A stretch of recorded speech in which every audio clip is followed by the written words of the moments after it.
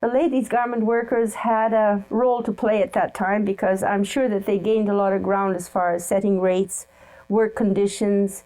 Of course, the nurse maybe wouldn't have been there if the union hadn't been. The ladies' garment unions were not as powerful as some of the men's labor unions. They were classed as like, oh, she's got a husband. Whenever we went for renew a contract, she's got a husband to support her. She doesn't need to have a pension. And they never had a pension until I quit in 73. They got us a lunchroom because if you either sat at your machine or just sat on the stairs somewhere or go outside and eat, But most of the time you sat at your machine because we had nowhere to go. When I first came into that place, I thought that was a very gloomy place because as I was coming to work, there were people that came to talk to me, and I asked them how everything was with them, and they said,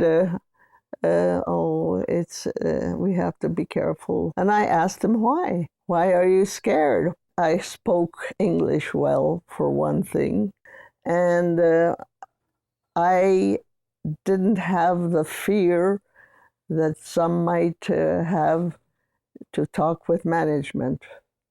We had a lot of grievances. Matter of fact, we met every week at least to talk about things like that. I think union help people, and I wanted to help people, to make a difference in people's life, to change things through the year, because we have a more benefit upgrade through our contract. Like we didn't have a vision, then we had a vision and ambulance, other benefit like pension plan, things like that. Being involved in the union, it sure opened your eyes for people that didn't even know they had rights. I had a good grip on the English language, and I could read the contract book quite well. As soon as I got one, boy, I read it from cover to cover and made sure I had all my rights, because I used to argue with my supervisor a lot because they would tell us things and I knew it wasn't right.